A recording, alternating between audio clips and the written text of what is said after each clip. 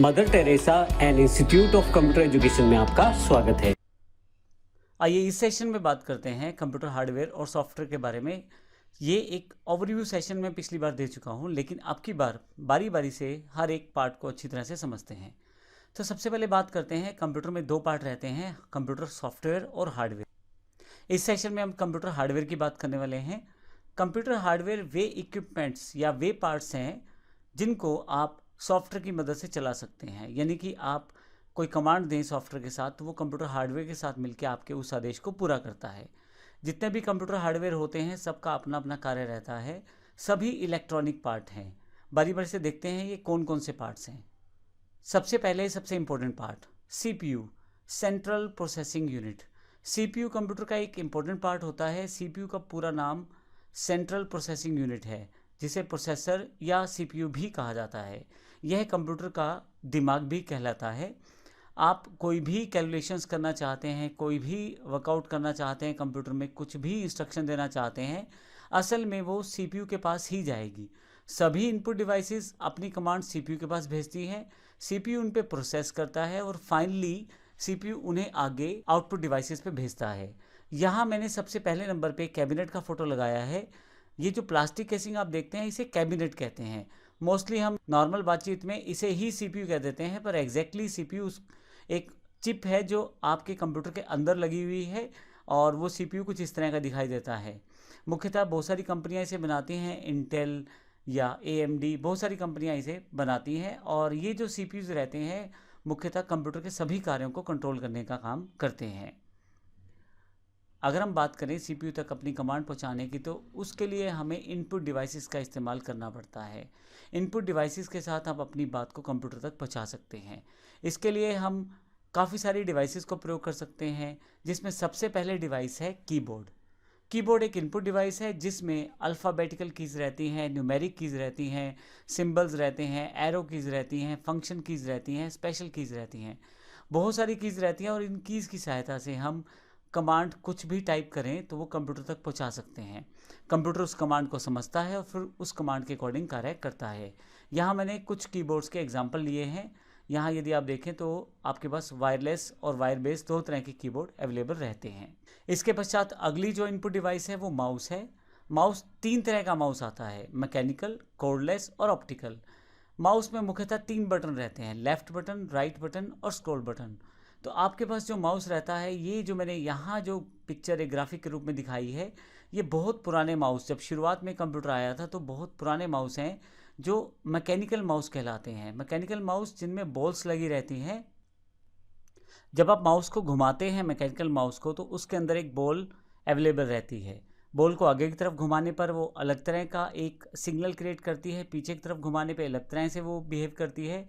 असल में बॉल एक मैकेनिकल पार्ट है, उसके साथ जुड़ा हुआ इलेक्ट्रॉनिक सर्किट उसको सेंस करता है कि बॉल किस दिशा में घूम रही है। जिस दिशा में वो घूमती है उसी दिशा में आपके जो कंप्यूटर स्क्रीन पे बना हुआ एरो घूमता है। तो इस तरह से मैकेनिकल माउस इसलिए कहते हैं क्योंकि जो बॉल है वो एक मैकेनिकल पार्ट है और जब वो घूमता है तो कहीं ना कहीं वो इलेक्ट्रॉनिक पार्ट के साथ मिलकर इलेक्ट्रॉनिक सिग्नल क्रिएट करता है जो कंप्यूटर तक आपकी इनपुट को पहुंचाता है। तो इस तरह से हम मैकेनिकल माउस का इस्तेमाल करते हैं। बहुत पुरानी कैटेगरी के माउस हैं, इस वक्त मार्केट में ये अवेलेबल नहीं हैं। इसके अलावा कोर्डलेस माउस हैं। कोर्डलेस माउस में एक आपके पास रिसीवर रहता है और जो कंप्यूटर से जुड़ा रहता है, और माउस के अंदर ही एक ट्रांसमीटर होता है। इसमें किसी तरह की तार नहीं होती और पूरा इलेक्ट्रॉनिक सिस्टम रहता है। जब आप माउस को प्रयोग करेंगे तो माउस एक सिग्नल क्रिएट करेगा आगे पीछे घूमते हुए या बटन दबाते हुए। वो सिग्नल कंप्यूटर में लगा हुआ ट्रांसमीटर प्राप्त करेगा और वो ट्रांसमीटर के साथ आप कंप्यूटर को इनपुट दे पाते हैं। असल में आप माउस को उसी तरह से प्रयोग करते हैं जैसे सिंपल माउस प्रयोग करते हैं, लेकिन बस इसका जो प्रारूप बना हुआ है वो कोर्डलेस बना हुआ है, उसमें किसी भी तरह की तार का इस्तेमाल नहीं हो रहा। केवल आप माउस को प्रयोग कर रहे हैं। माउस के अंदर बैटरी यानी कि सेल का प्रयोग किया जाता है जिससे माउस को पावर मिलती है। इसका एक बड़ा बेनिफिट ये भी रहता है वायरलेस माउस का कि इसमें किसी भी तरह की तार जुड़ी नहीं रहती, तो आप आसानी से माउस को कहीं भी रख के प्रयोग कर सकते हैं। एक थर्ड और सिंपल कैटेगरी जो माउस की, वो ऑप्टिकल माउस है। ये एक नॉन मैकेनिकल माउस है लेकिन इसके साथ वायर जुड़ी रहती है। बस यही एक फ़र्क है, वायर इसमें जुड़ी रहती है। जो पिछला माउस हमने देखा था वो वायरलेस देखा था। इसमें ट्रांसमीटर वगैरह तो कुछ नहीं होता, एक सिंपल यूएसबी या PS2 आपके पास यहाँ पे कनेक्टर्स रहते हैं। जैसे ऊपर अगर आप देखें तो हरा सा ये जो कनेक्टर है ये है PS2 कनेक्टर कहलाता है, और जो नीचे वाला कनेक्टर है यह USB कनेक्टर कहलाता है। आज की डेट में मुख्यतः माउस USB बेस्ड और वायर बेस्ड और वायरलेस बेस्ड ही अवेलेबल है। PS2 वाले कनेक्टर वाले माउस अब इस वक्त मार्केट से आउटडेटेड हो चुके हैं।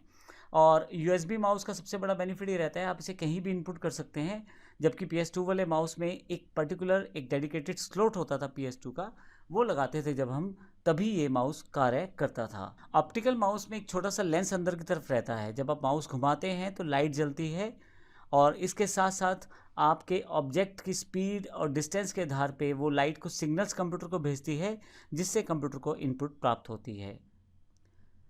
इसके अलावा काफ़ी सारी इनपुट डिवाइसेस और हैं, जिनमें जॉयस्टिक असल में एक वीडियो गेम खेलने के लिए प्रयोग किया जाने वाले रिमोट को भी जॉयस्टिक कहते हैं हम। आप जो सिग्नल आप उसे देंगे कंप्यूटर उसे एक्सेप्ट करेगा, और उस तरह के सॉफ्टवेयर जो उससे जुड़ा हुआ है वहाँ पे उस तरह से परफॉर्म करेगा। इसी तरह से एक स्कैनर इनपुट डिवाइस है। जब आप कंप्यूटर में किसी पेज को या किसी रिटर्न मटेरियल को या किसी शेप को स्कैन कर दें तो उसका एक इमेज बनकर कंप्यूटर में आ जाता है, और इसके लिए कोई इन्फॉर्मेशन टाइप नहीं करनी पड़ती बल्कि स्कैन करना पड़ता है। आजकल ऐसे एडवांस सॉफ्टवेयर्स हैं, अगर आप किसी बनी बनाई या पहले से प्रिंटेड बुक को रखें या पेज को रखें तो उस पर जो लिखा हुआ है वो टेक्सचुअल मोड में कन्वर्ट होकर आपके MS वर्ड की फाइल तक में आ जाएगा। इस तरह के सॉफ्टवेयर्स अवेलेबल हैं। इसका अर्थ ये हुआ कि अगर आपके पास मान लीजिए एग्जांपल के लिए कोई लेटर पहले से टाइप है और आप उसको अभी टाइप नहीं करना चाहते हो तो स्कैनर पे रखें, स्कैन करें, पर्टिकुलर सॉफ्टवेयर्स आते हैं, उनके साथ वो जो स्कैन किया हुआ इमेज है वो टेक्स्ट में कन्वर्ट हो जाएगा, और अब आप उसे MS वर्ड में इंपोर्ट करके टाइप या एडिट कर सकते हैं। तो इस तरह से स्कैनर का प्रयोग हम करते हैं। इसके पश्चात नेक्स्ट जो पार्ट है इनपुट डिवाइसेस में, नेक्स्ट जो एग्जांपल है वो बार कोड रीडर का है।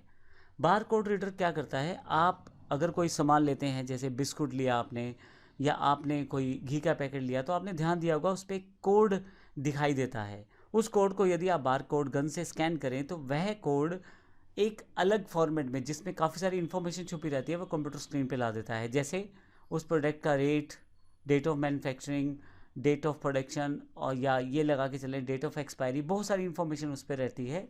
वो सारी की सारी इन्फॉर्मेशन उस बार कोड रीडर गन से उसे रीड कर लिया जाता है और उसे कंप्यूटर के पास भेजा जाता है। तो असल में यह भी एक इनपुट रहती है कंप्यूटर के लिए। इसमें मुख्यतः इनका प्रयोग जो शॉपिंग मॉल्स हैं या जो बड़ी बड़ी दुकानें हैं उन पे किया जाता है। प्रोडक्ट बहुत सारे होने पे बिलिंग ये बड़ी आसानी से कर देता है। केवल स्कैन करना है किसी आइटम को और उसका रेट या उसकी क्वांटिटी हर चीज़ आपके कंप्यूटर में खुद ही लोड हो जाएगी सॉफ्टवेयर के अंदर, और आपको कुछ भी टाइप नहीं करना पड़ेगा, कुछ भी ढूंढना ही नहीं पड़ेगा बिलिंग के लिए। तो इस तरह से बार कोड रीडर का प्रयोग किया जाता है। अगर इनपुट डिवाइसेस की बात करें तो टच स्क्रीन भी इनपुट डिवाइस का पार्ट है। अगर आप कभी ATM जाते हैं तो आप देखते हैं ATM में जैसे ही आप प्रेस करेंगे स्क्रीन पे तो कोई और ऑप्शन आ जाएगा जिसमें आपसे बैंकिंग की जानकारी या डिपॉजिट या विड्रॉल या काफ़ी सारे ऑप्शंस पूछे जाएंगे। जब आप उस पर्टिकुलर ऑप्शन पे टच करेंगे अपनी उंगली से तो आगे फर्दर ऑप्शन खुल जाएंगे। इस तरह की machines touch screen input screen के साथ अवेलेबल रहती हैं। कभी आप रेलवे स्टेशन जाएं या कभी एयरपोर्ट पे जाएं या कभी मॉल्स में जाएं या आप बैंक के ATMs में जाएं तो इस तरह की काफ़ी सारी डिवाइसेस आपको लगी मिल जाएंगी जिस पे आप अपने हाथ से या उंगली से चला सकते हैं। उसमें किसी तरह के माउस की आवश्यकता नहीं रहती। स्क्रीन पे जो दिखाई दे रहा है आप बस वहाँ जाके प्रेस करें और उस तरह का कमांड कंप्यूटर के पास चला जाएगा। तो यह भी एक इनपुट डिवाइस है। मान लीजिए आप एक ATM पे खड़े हैं और आप पैसा निकालना चाहते हैं तो आपको बैंकिंग सेलेक्ट करना है, फिर विड्रॉल सेलेक्ट करना है। विड्रॉल सेलेक्ट करते ही आपसे इनपुट जानकारी मांगी जाएगी पिन कोड की, उसके लिए न्यूमेरिक अपने आप ऊपर आ जाएंगे स्क्रीन के। जब आप उन न्यूमेरिक्स को दबाएंगे तो आपका पिन कोड जाना जाएगा, फिर आपसे अमाउंट भरवाया जाएगा। ये सारा का सारा कार्य टच स्क्रीन करवाएगी और अलग अलग तरह के ऑप्शंस देके आप जो जो ऑप्शन दबाते चले जाएंगे उस तरह की कमांड कंप्यूटर तक पहुंचती चली जाएगी और कंप्यूटर उस तरह से बिहेव करेगा। तो यह एक हमारा टच स्क्रीन इनपुट डिवाइस का एक एग्जाम्पल है। तो इस सेशन में हमने कंप्यूटर हार्डवेयर की जानकारी ली है, CPU की जानकारी ली है और हमने इनपुट डिवाइसेस की जानकारी ली है। अगले सेक्शन में हम आउटपुट डिवाइसेस की जानकारी लेंगे। धन्यवाद।